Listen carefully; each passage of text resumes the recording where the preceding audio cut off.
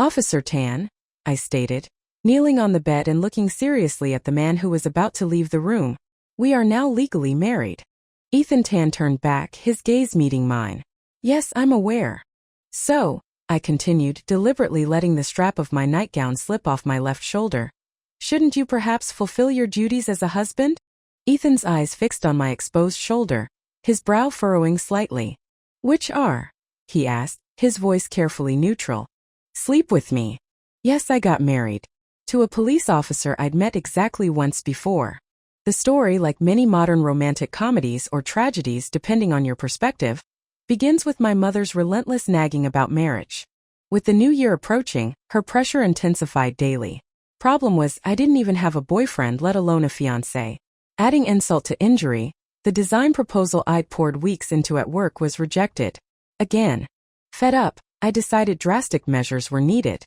I headed to a bar, intending to drink myself into oblivion. This particular bar held a certain significance. It was where Ethan Tan and I first crossed paths, though under slightly different circumstances. I was dancing. He was conducting an anti-vice raid. Even now, the memory was vivid. The pulsing neon lights, the thick haze of cigarette smoke mingling with spilled liquor, the roar of the crowd. It was technically an afternoon session, but the place was surprisingly packed. After 2 cocktails, I was feeling pleasantly buzzed, losing myself in the rhythm on the dance floor. Suddenly, the music seemed to quiet, the crowd parting slightly. 2 uniformed police officers emerged from a private booth in the corner, escorting 2 men and 2 women whose heads were bowed faces. Obscured, clothes slightly disheveled. We were all adults. It wasn't hard to guess what had been going on. But my attention wasn't on the apprehended couples. It was fixed on the officer leading the way. He moved with a quiet grace, yet radiated authority. Sharp, elegant eyebrows slanted upwards. Dark eyes held a penetrating intensity. Lips were pressed into a firm line. And his short, dark buzz cut looked clean and sharp. Damn. He was ridiculously handsome. I have to admit, I have a thing for men in uniform and buzz cuts. Utterly irresistible. As he passed me, he paused unexpectedly. Young lady, he said, his voice calm but firm, you should be careful out alone. It's probably not wise to dress like this when you come to a bar by yourself. Oh God, his voice is amazing too. Smooth, deep, authoritative. And honestly, for someone staring down the barrel of 25, being called young lady was a delightful ego boost. Admittedly, my outfit was chosen specifically for clubbing. A tiny crop top, a tight miniskirt. Fueled by alcohol, captivated by his voice, or maybe just possessed by temporary insanity, I followed him out of the bar. My high heels clattered on the pavement as I hurried towards his police car, catching his eye just as he turned. Grinning widely, my most charming, slightly tipsy smile, I chirped, "Hey officer, isn't there a saying? If you have difficulties, find a police officer?" He nodded slowly, a flicker of amusement in his eyes. Well, I took a deep breath. Can you marry me? Sweet mercy, I must have been blackout drunk or dreaming. Who propositions a police officer on duty? His eyebrows shot up, clearly taken aback. If I don't get married soon, I babbled, my mom won't let me come home for New Year's. My apologies, he said politely, his expression unreadable. I'm currently on duty. Undeterred, I tried to step closer, wobbled precariously on my heels and stumbled. He instinctively reached out to steady me. Seizing the opportunity, I wrapped my arms around his neck, closed my eyes and planted a kiss right on those firmly pressed lips. I half expected him to shove me away, maybe even slap me. But he didn't. He just stood there, solid and unmoving. After a few seconds, I pulled back myself, slightly breathless. I solicited you, I declared dramatically, struck by a sudden, terrible idea. Take me away, officer. Standing there in my skimpy outfit, without the coat I'd forgotten inside, the cool evening air hit me. I shivered involuntarily. Suddenly, something heavy settled on my shoulders. His police jacket. Get in the car first, he said, his voice flat. We'll sort this out at the station. Mom, look at me now. I finally made it. Riding in the back of a police car. Okay, technically the front seat. But as the initial drunken bravado wore off, sobriety, cold and sharp, began to set in. Sitting in the passenger seat, glancing at the stoic officer beside me, remembering the 2 detainees in the back, the other pair were in a separate car. A wave of panic washed over me. Officer. I began tentatively, my voice small. This thing I did.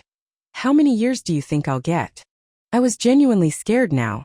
The reality of my actions hit me hard.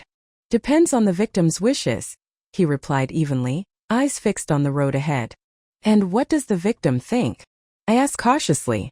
We'll settle the score later. No way. Those soft-looking lips couldn't possibly utter such cold words. His tone sent another shiver down my spine. This one unrelated to the temperature. Oh God, I'm doomed. Forget nagging about marriage. Mom, your daughter's about to do hard time.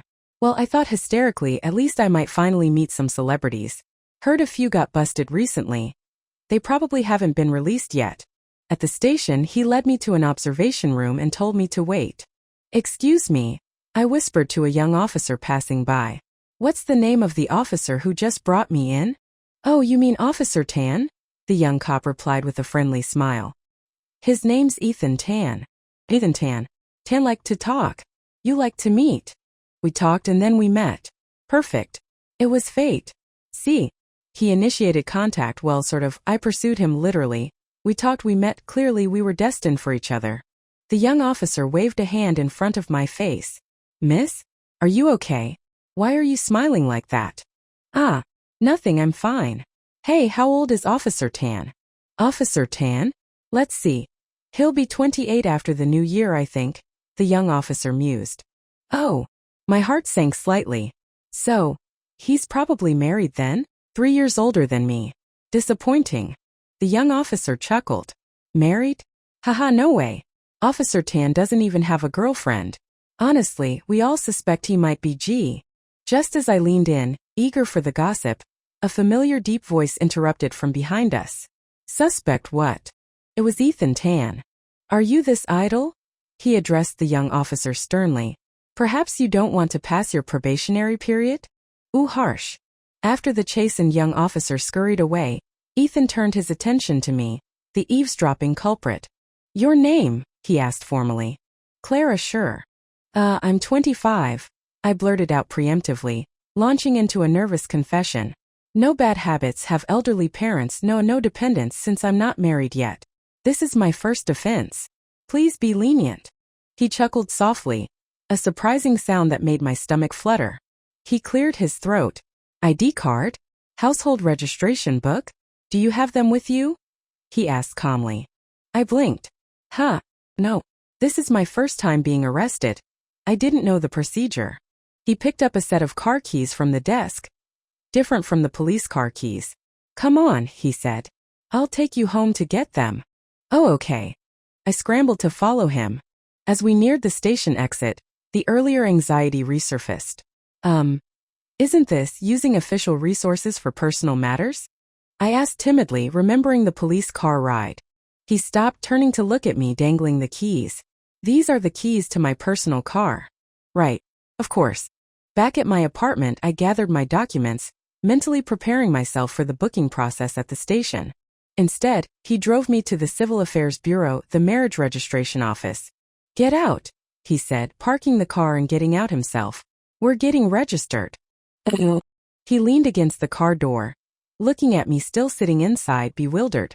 Weren't you asking me to marry you? The victim consents. What? Just like that? Was I getting the deal of the century? Whether through luck, fate, or sheer absurdity, we managed to catch the very last appointment slot of the day for marriage registration. Sitting back in his car minutes later, clutching the small red marriage certificate, I felt completely dazed. As the shock began to wear off, the young officer's unfinished sentence echoed in my mind. We all suspect he might be G. Oh, my God. I understood now. Why he agreed so readily. It wasn't fate. It was a marriage of convenience. He was gay. I wasn't getting a deal. I was the deal.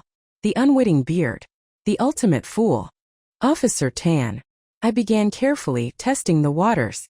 Are you also being pressured to get married? He replied noncommittally, not looking at me. Case closed, folks. Of course. He's 28, facing family pressure. Probably wants to protect his actual partner. Finding a willing woman for a sham marriage isn't easy.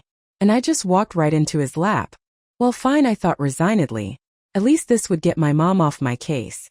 Living separate lives within a marriage could be worse. Still, staring at the official red booklet in my hand, it felt surreal. Actually married. Yesterday I was a single girl. Today a married woman. This is a real marriage certificate. I murmured aloud, still trying to process it. Ethan glanced over. Miss Sure, he said dryly. The Civil Affairs Bureau doesn't issue fake documents. We'll go to your place now, he stated matter-of-factly. Pack your things. You're moving in with me. Moving? What things? I stared at him, confused. Wait, won't your boyfriend mind? Ethan frowned, finally turning to look at me directly. Look, I get it, I said quickly, trying to be supportive. It's okay. A lavender marriage, right? I won't interfere with your life, promise. I smiled brightly, showcasing my supposed understanding and broad-mindedness. Ethan listened patiently, then spoke slowly, deliberately. Who told you that? Oh, you don't have to be embarrassed. I reassured him. I won't judge. I totally respect your choices. I refrained from mentioning the young officer, not wanting to get him in trouble. Besides, wasn't it obvious? Miss Sure, Ethan said, his voice dangerously calm. Kindly clear out whatever bizarre narrative you've constructed in your head. My parents already know we got married, he added. They're planning to come visit next week. Ah, of course. That's why he needed me. To play the part for his parents. Wait, he told them already? That fast? He seemed to read my expression. And I am heterosexual, he stated flatly. People who have to insist they're straight often seem suspicious. My sexual orientation is towards women, he clarified, perhaps noticing my skepticism. Right. Ethan followed me back to my small rental apartment. By the time I had gathered my essential belongings, dusk had settled outside. Officer Tan, I said, collapsing onto the sofa dramatically. Look, it's already dark. Maybe I could just crash here tonight? Save the hassle. Honestly, the thought of unpacking everything immediately at his place was exhausting. Plus, I hadn't even packed up my bed yet. Ethan surveyed the small apartment, then glanced at me. He gave a slight nod. It wasn't that I had zero self-preservation instincts, but he was a police officer, a ridiculously handsome one. If anyone was in danger here, it probably wasn't me. There was just one small problem. My apartment only had one bed, and the sofa was tiny. Officer Tan, I offered tentatively, getting up from the sofa. Maybe I can take the sofa? You can have the bed. Ethan looked at me, then at the minuscule sofa, then back at me. He remained silent for a moment. It's fine, he finally said. Come sleep in the bed. Is that appropriate? Officer Tan, I asked cautiously. Are you absolutely sure you don't have a boyfriend tucked away somewhere? He turned sharply, his gaze intense, taking a step towards me. Clara, he said, his voice low and firm, I do not like men. Understand? He closed the remaining distance between us. Up close, the air around him seemed to crackle with intensity. Was it my imagination? Or did the temperature drop a few degrees? I clamped my mouth shut. Visions of him suddenly pulling out handcuffs or worse, a gun, flashed through my mind. Okay, message received. Fine, I thought grumpily. So he's straight. Still doesn't explain why he's single. Probably because he's so damn intimidating. Who would date someone this intense? That night, I lay rigidly on the far left side of the bed, he on the far right. The gap between us was wide enough to fit another person. A true gentleman indeed. Or perhaps just utterly uninterested. I have a habit of scrolling through my phone before sleeping. Don't look at your phone in the dark. Ethan's voice came from the other side of the bed. It's bad for your eyes. Oh, right. I'd forgotten he was there. The bright screen would probably bother him too. He sounded exactly like my mother. The room was quiet, moonlight filtering through the window, creating a serene atmosphere, which was promptly shattered. What the? Oh God. The walls in this old building were paper thin. I'd never been home this late on a weeknight before. I usually worked late or was out. I had no idea my neighbors were so active. My face flushed crimson. It was mortifyingly awkward. Ethan beside me remained perfectly still, silent. Heh, I stammered, needing to break the tension. Kind of loud, huh? Sorry, hope it's not disturbing you. It's fine, Ethan replied calmly, confirming he was indeed awake. You don't need to apologize. It's not you making the noise. Well, obviously. No need to state the obvious, Officer Tan. We should move to my place tomorrow, he added matter-of-factly. Ah, yes, good idea. That night, enveloped in the enthusiastic soundtrack from next door, Ethan and I eventually somehow drifted off to sleep. When I woke the next morning, my whole body ached slightly, but I distinctly remembered going to sleep fully clothed, on opposite sides of the bed. And currently, yes, still fully clothed. Except somehow during the night, Ethan had ended up practically in my arms. I froze, then carefully tried to disentangle myself, easing him off me. He stirred, then his eyes opened. He looked remarkably well rested. To this, I stammered, pointing between us, utterly flustered. You fell off the bed last night, Ethan stated calmly, sitting up. Didn't even wake up. His hair was slightly tousled, his shirt collar askew, yet he still managed to look sharp and composed. Then, how did I get back on the bed? I asked hesitantly. I picked you up. He was already out of bed, pulling on his jacket. He paused. After I put you back down, you grabbed onto me and wouldn't let go. Oh, sweet mercy. Social death by sleep cuddling. How mortifying. I vaguely remembered falling off the bed as a kid, which is why I always slept near the wall now. I thought I'd outgrown it. Apparently not. Get dressed. Ethan's voice pulled me back to the present. I'll take you out for breakfast. Okay. After breakfast, we arrived at Ethan's apartment building. Standing outside his door, hesitation gripped me again. Officer Tan, I began, unable to meet his eyes. Are you absolutely positively sure you don't have a boyfriend? Please don't hide it from me. Otherwise, I'll constantly feel like the other woman. My voice trailed off nervously. Look at me. His voice was low, commanding. I forced myself to lift my head, meeting his direct gaze. I do not like men, he stated clearly, his eyes holding mine, gentle yet firm. I do not have a secret boyfriend, nor do I have a secret girlfriend. Understand? Something in his unwavering gaze, perhaps the inherent authority of his profession, made me believe him. Come in, he said, opening the door. I nodded and followed him inside. His apartment was minimalist, decorated primarily in black and white, with touches of deep blue. It suited his personality, clean, orderly, slightly austere. Make yourself comfortable, Ethan said, heading towards what I assumed was his bedroom. I wandered around the living room, feeling slightly awkward. Just then there was a knock at the door. Opening it, I found two young men standing there, grinning. Hello, sister-in-law, they chorused brightly. Oh, hello. I stammered, surprised. Ethan emerged from the hallway.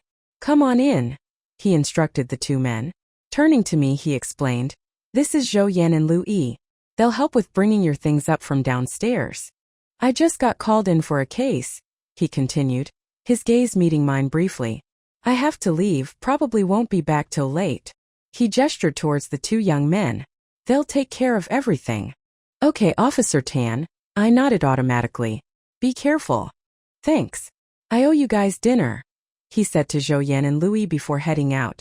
The two young officers were incredibly efficient. In no time, my boxes and bags were neatly stacked in the guest room. As they maneuvered my mattress through the doorway, however, I noticed something odd. Why are you bringing my bed in here? I asked, confused. Oh, Officer Tan called us this morning, Zhou Yan explained cheerfully. Told us to move the bed in this room against the wall. This morning? Against the wall? My cheeks flushed as I remembered why I preferred sleeping against the wall. He'd noticed. And remembered. After the helpful officers left, I started unpacking my smaller belongings, placing photos and knickknacks around the guest room. I called Ethan earlier, asking if it was okay to personalize the space a bit. His response was a simple, it's your space now. Encouraged, I brought out my collection of pink and fluffy accessories, finding new homes for them amidst his minimalist decor. True to his word, Ethan didn't return all day, despite it being the weekend.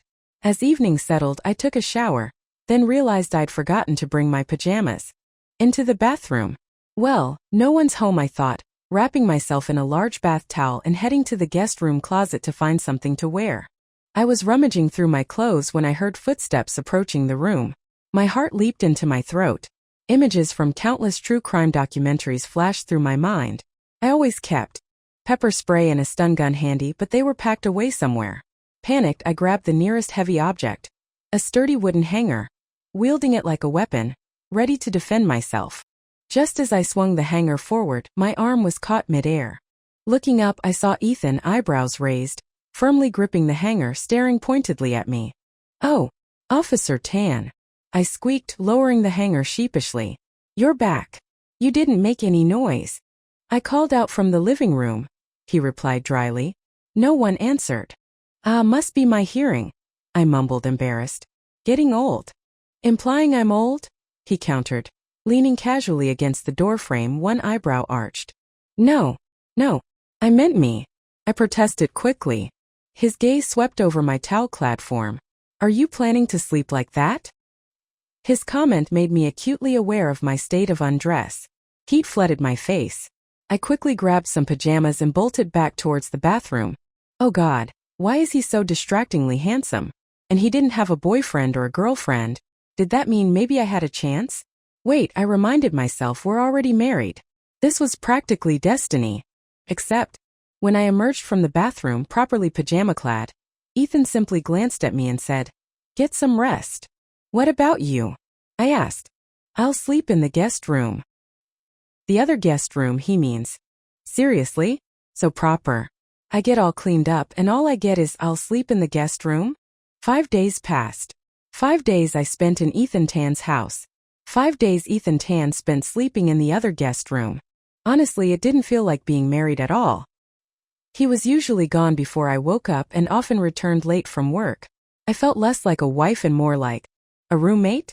A tool he needed for some purpose I didn't fully understand? Young, beautiful, and already relegated to an empty bed. How tragic. Since it was my day off, I dragged my other best friend, Tina Tang, out for some retail therapy. Unlike Lena, Tina was the type who needed to know everything. I couldn't keep the marriage secret from her. "What? You got married? In the few days since I last saw you?" Tina stared at me, utterly flabbergasted. "Clara, sure, are you insane? You married someone you barely know." She quickly shifted from shock to anger, clearly worried about my impulsive decision. I understood her concern. Looking back, it did seem incredibly rash. Yet, being around Ethan felt strangely familiar, calming, safe. "He's a police officer," I reassured her, showing her a candid photo I'd sneakily taken of him. "He's not a bad guy." Tina studied the photo. "Okay, he's hot," she conceded. "But you can't marry someone just because they're hot. Do you actually like him?" she pressed. "Yes," I admitted quietly. "I know it seems impulsive, but being with him feels like having a crush in high school again. It just felt right. After years of being single, not because of a lack of suitors, but because nothing felt genuine, meeting Ethan felt like a jolt, a connection I hadn't wanted to pass up, even if it meant skipping a few conventional steps. Okay, spare me the teenage angst." Tina rolled her eyes, though her tone softened. "You know what you're really after." She gave me a knowing look. "All right, fine." I confessed dramatically. "I'm attracted to him. Physically. But it's not just that. I wouldn't do this with just anyone." Tina sighed. "Just promise me you won't regret this." Regret? Honestly, no. I hadn't regretted anything yet. I firmly believe regret stems from inaction, from roads not taken. If I'd made a different choice that day, I'd probably be regretting not marrying Ethan Tan right now. There's always an unchosen path. Unable to resist my relentless nagging, Tina eventually relented and helped me pick out a new nightgown. The kind, well, you know, silk lace, the works. It even came with matching cat ears. Leaving the lingerie store, my face burned. "This feels ridiculous," I muttered. Tina just grinned. "Weren't you just talking a big game about seducing your handsome policeman?" "Hey," I protested. "I might talk tough, but I'm still relatively inexperienced. This is intense." Despite my outward bravado, the reality of actively trying to seduce my own husband felt daunting. Carrying the shopping bag felt illicit. I practically tiptoed home, scanning the hallway for witnesses, feeling like a thief. Predictably, Officer Tan wasn't back yet. I quickly hid the new nightgown deep in the back of my closet. Not the right time, I told myself firmly. Definitely not the right time. The evening dragged on. I sprawled on the sofa, binge-watching a drama on my tablet. Ethan returned surprisingly early. Oh, you're back. I quickly uncurled my legs. Yeah, slow day, he replied, hanging up his jacket. Have you eaten?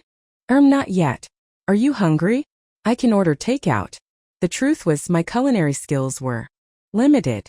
A childhood cooking incident involving flames leaping alarmingly high from a wok had left me with a deep-seated fear of stovetops. Ovens and air fryers were my friends, but offering my husband baked sweet potatoes or egg tarts for dinner felt inadequate. A sudden wave of insecurity washed over me. How could he develop real feelings for someone so domestically challenged? No need, he said, heading towards the kitchen. I'll cook. Huh, you know how to cook? I asked, genuinely surprised. He chuckled, the sound warm and gentle. Of course. How else do you think I've survived this long? He gave me a pointed look. Don't tell me you've been living solely on takeout? And no, of course not. I stammered defensively. I cook small things, like instant noodles. Street vendors disrupt public order, he deadpanned. Best not to rely on them. Watching Ethan tie on an apron and expertly navigate the kitchen was unexpectedly charming. Can I help with anything? I offered. Nope, he replied without looking up from chopping vegetables. Go relax. But I feel weird just freeloading here. I persisted. Maybe I should pay you rent? He paused, knife hovering midair, and turned to look at me. Come wash these vegetables then. Okay. I bounced over eagerly. And no rent, he added firmly. I have a week off starting tomorrow, he continued, still focused on his prep work. Been crazy busy lately, haven't had time to spend with you. Anywhere you want to go? I'll take you. Really? Awesome. My mood instantly brightened. After I finished washing the vegetables, he shooed me out of the kitchen again. Go rest. I'll call you when dinner's ready. Watching his capable back as he cooked, the earlier conversation with Tina echoed in my mind. Officer Tan, I began hesitantly. Do you think maybe I was being reckless? About what? He asked without turning. Marrying someone I barely knew. Regretting it? His voice was carefully neutral. I shook my head quickly. No. Just feeling a bit childish, maybe. Were you surprised I agreed? His tone softened. Yeah, I kind of expected you to slap me. He finally turned from the stove, a smile playing on his lips. Want me to slap you now? No, definitely not necessary. I threw my hands up defensively. After dinner, as we relaxed on the sofa, Ethan looked at me thoughtfully. I used to be a traffic cop, he stated casually. I blinked. Is that your way of saying you want to run me over? I asked weakly. Ouch. He reached over and gently flicked my forehead. Hey, assaulting a civilian.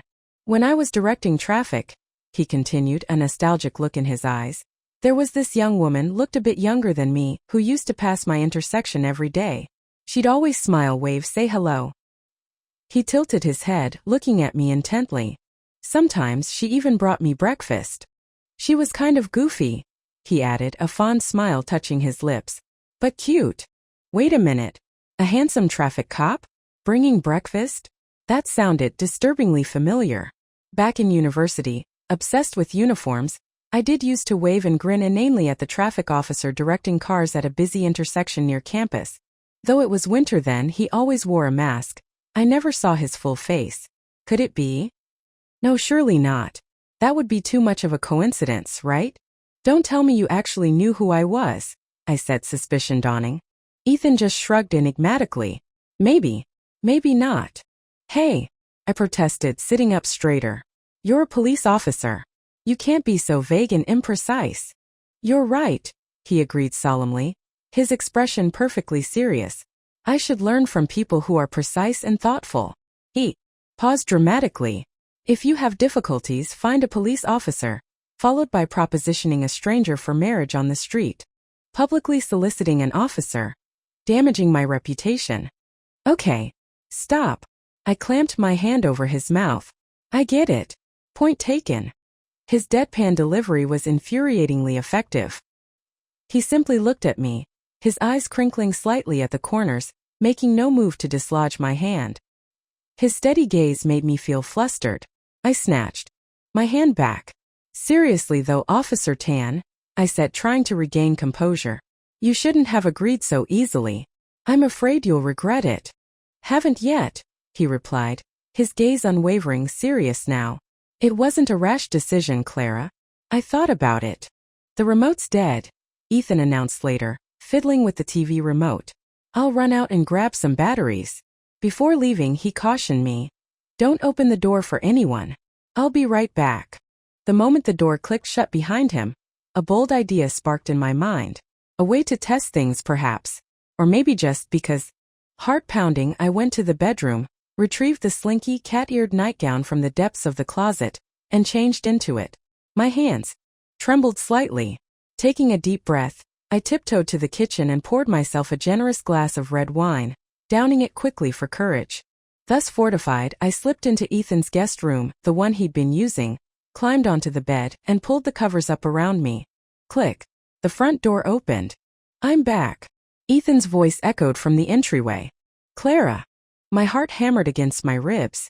In here. Watching TV. I called out, trying to sound casual. I grabbed the tablet from the nightstand, randomly tapping the screen, pretending to be engrossed. Ethan followed the sound of my voice, his footsteps approaching the guest room. I swallowed hard, keeping my eyes glued to the tablet. He appeared in the doorway, pausing, taking in the scene. I forced myself to look up at him innocently. The lighting in here is really nice, I improvised lamely. Good for watching dramas. He glanced at the tablet screen, then back at me, one eyebrow raised quizzically. Watching the nightly news, are we? Crap. I hadn't even noticed what was playing. And the volume was on. Why, yes. I stammered. Got to stay informed about current events. I added brightly. Want to join me? He walked into the room, gestured for me to scoot over, and sat down on the edge of the bed, watching the rest of the news broadcast with me in silence. When it finished, he turned to me. Those ears, he commented, gesturing towards my head. Don't they fall off when you sleep? I reached up self-consciously, touching the fluffy cat ears. Oh, these aren't really for sleeping, I mumbled. What else are they for? He asked innocently. Well, aren't they cute? Yes, he nodded seriously. Cute. He paused. You're cute even without them. He pulled out his phone, navigated to a video, and showed it to me. It was me, doing that lightsaber transformation challenge video I posted on Douyin months ago. How did you find that? I asked, surprised. Colleagues saw it on the nearby feed, he replied nonchalantly. Sharing your life online is fine. Enjoying fitness is good too. But you need to be careful about safety. His gaze was direct, serious. There are all sorts of people online. I know, I mumbled, feeling like a scolded teenager. Ethan stood up to leave. Go back to the main bedroom when you're tired, he said over his shoulder. The bed in here isn't pushed against the wall. You might fall off. He was almost out the door when I suddenly remembered my original objective for this whole elaborate charade. Taking a deep breath to steady my nerves, I called out softly, Officer Tan? He paused, turning back. We are now legally married, I stated again, kneeling on the bed, trying to project seriousness. He nodded. Yes, I'm aware. So, I repeated, letting the strap slide off my shoulder again. Shouldn't you perhaps fulfill your duties as a husband? His eyes locked onto my shoulder, his brow furrowed. Which are? Sleep with me. My voice was barely a whisper at the end. I wasn't sure if he even heard me. Ethan's Adam's apple moved. He walked back, picked up his jacket from the nearby hanger, and gently draped it over my shoulders. He sat down beside me again. Are you still thinking I agreed to marry you too easily? He asked quietly, his eyes searching mine. A little, I admitted, nodding. Are you testing me? Or do you genuinely want this? I considered his question.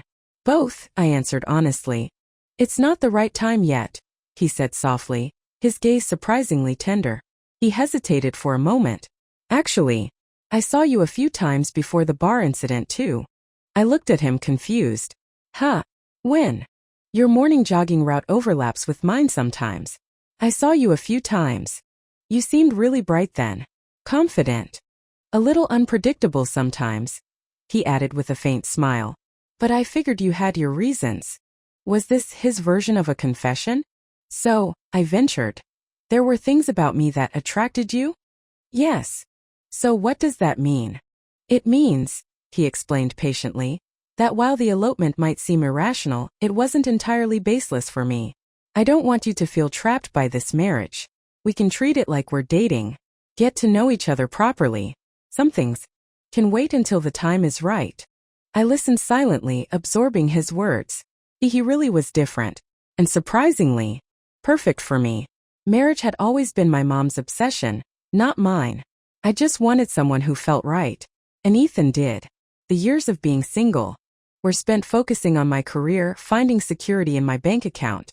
My university dream? A small house with a yard, a dog, a simple, peaceful life. Looking into his eyes, I felt a sense of clarity. I want to take responsibility for you, I corrected his earlier statement. Not just be responsible to you. A slow smile spread across his face. Okay, he chuckled softly. Now go back to your room and get some sleep. I'll take you out tomorrow, show you around. Are you free? Yes. I've been working so hard, I definitely deserve a day off. I replied cheerfully. Suddenly, the tension and awkwardness seemed to dissipate, replaced by a light, hopeful feeling. I went back to my room, changed into normal pajamas, and then dragged Ethan back out to the living room to watch a movie with me. Definitely not the news this time. Just as I was about to head to bed later, Ethan knocked on my door. What's up? I asked, opening it. He looked slightly uncomfortable. Honey. He began, his voice low and husky. What do you want? Hearing him call me that so unexpectedly sent my heart into overdrive. I blinked rapidly, flustered. His expression shifted to one of guilt. I'm sorry. My parents. They were supposed to arrive the day after tomorrow, but they changed their flight. They're coming tomorrow. I'll take you out properly next time, okay? My initial disappointment faded, replaced by understanding. Oh, okay, no problem. Just wow, I'm a little nervous. It's okay, he reassured me, reaching out to gently ruffle my hair. I'll be right there with you. My parents are really easygoing, you'll like them. His touch sent a pleasant warmth through me. Get some rest, he said softly, turning to leave. Just then, another impulsive idea popped into my head. Wait, called out, stopping him. Can I do something? To calm my nerves. I grinned mischievously. He turned back again, looking curious. I made a little grabbing motion in the air with my hand. Can I touch your buzz cut? Please. A slow smile spread across his face, reaching his eyes. He bent down slightly, bringing his head closer. Be my guest. His handsome face was suddenly very close. My hand hovered for a second, then gently landed on his head. A little prickly. Honestly, a tiny voice in my head whispered, it feels a bit like petting a son. I quickly suppressed the thought. All right, Madam Wife, he teased, straightening up. Satisfied? Now go get some sleep. Madam Wife? Why did that sound so strangely flirtatious? He seemed different tonight, looser, less guarded. His words sent another wave of heat rushing to my face, my heart doing flip-flops. The next morning, perhaps due to nerves, I woke up unusually early. As I emerged from my bedroom, I heard Ethan's voice from the living room. You're up. His voice was still rough with sleep. Morning. He turned and disappeared back into the guest room, emerging a moment later carrying his pillow, and heading towards my bedroom. I pointed at the pillow, bewildered. That? Didn't you say it wasn't the right time yet? I stammered. My parents are arriving today, he explained, looking endearingly sheepish. It wouldn't look right if they saw us sleeping in separate rooms. Can you help me out here? His expression was so earnest, so pleading, like a puppy wanting a treat. I stared at him for a moment, then nodded wordlessly. We picked up Ethan's parents from the airport that afternoon. And yes, they were indeed very nice, especially Ethan's mom. I'm usually quite prim and proper around elders, maintaining a polite, professional smile. But when Ethan's mom pulled me aside conspiratorially and whispered, Clara dear, Mom hopes you two start working on a baby soon. Then leaned closer, lowering her voice further. And if that boy of mine isn't performing, you tell Mom. I'll have his father take him to see a doctor. Well, my polite smile froze, then cracked completely. This was really his mother. I couldn't even process my expression. Just tried desperately to look normal. Okay. I managed weakly, stealing a glance at Ethan bustling in the kitchen. A wave of unexpected sympathy washed over him. Later that evening, alone in the bedroom, now our bedroom, I felt strangely shy, awkward. Ethan closed the door behind us, then turned to me with a playful smirk. Well, wife, you weren't this shy when you were propositioning me, were you? He slowly walked towards me. Okay, he was calling me wife very naturally now. He adapted fast. I had liquid courage then, okay. I retorted, trying to puff out my chest defensively. Oh, so you're a little coward then, he teased. Hey, don't provoke me, I thought fiercely. Or I'll do what I'm doing right now. Marching back out to the kitchen to pour myself another glass of wine. Returning to the bedroom slightly flushed, fortified by the wine, I locked the door behind me. My mind felt clearer now, bolder. I might be a little coward, I declared, pointing at him. But you're, Mr. Can't perform.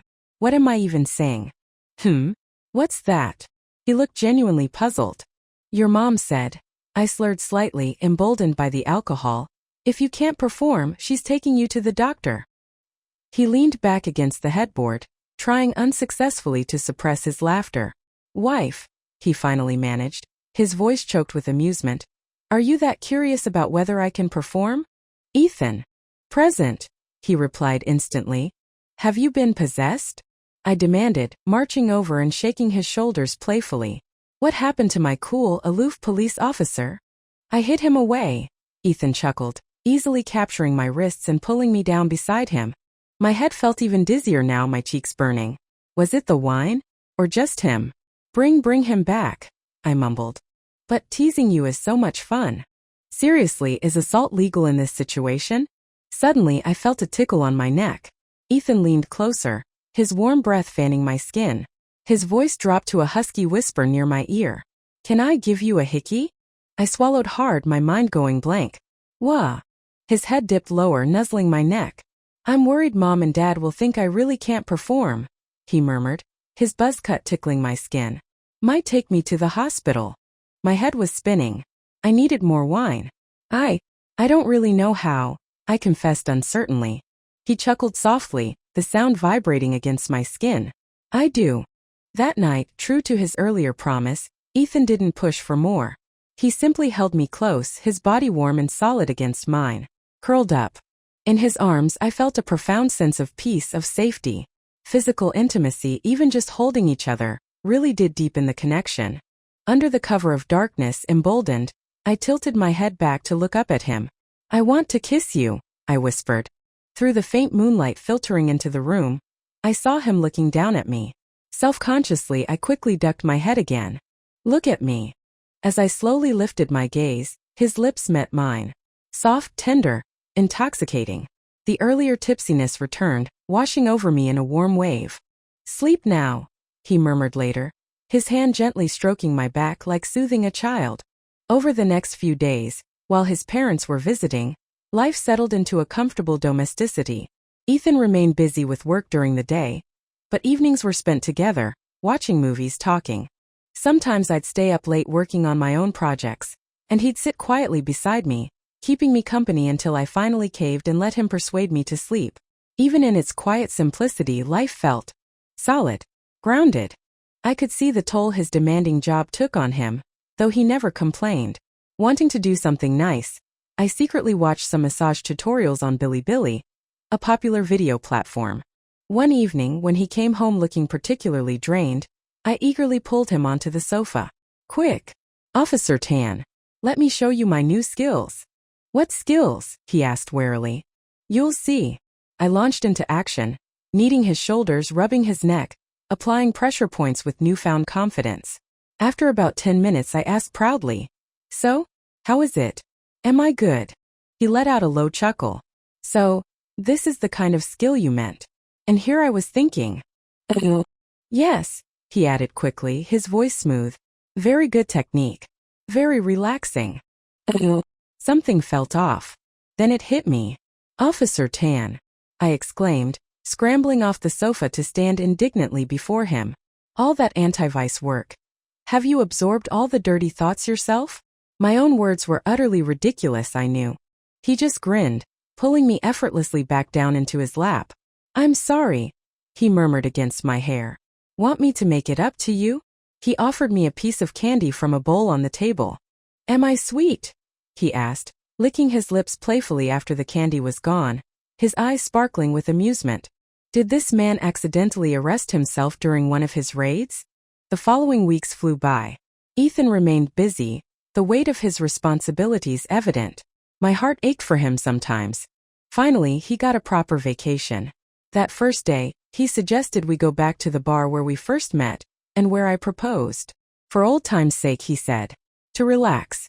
When I pulled out my trusty clubbing outfit, the crop top and miniskirt, I was met with a stern, disapproving glare. Right.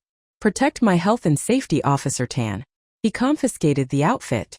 I told you it's not safe. Why won't you listen? But I won't be alone this time.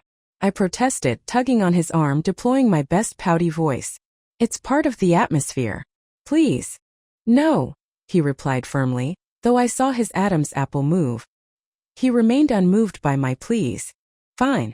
So, I ended up going to the bar dressed like a prim and proper schoolgirl. Surprisingly, the bar was still crowded, lively, but different. The usual throbbing bass and flashing lights were replaced by smoother, slower music. People on the dance floor were swaying gently, couple dancing, not gyrating wildly. The whole vibe felt classier. I tried mimicking some of the slow dance moves for a while, then retreated to the bar for a break, feeling slightly out of place. Ethan excused himself to the restroom. Suddenly, the main lights dimmed. When they brightened again, focusing on a small cleared space in the center of the room, Ethan was standing there, looking directly at me. The spotlight caught the soft expression in his eyes. Slowly, deliberately, he walked towards me and sank onto one knee.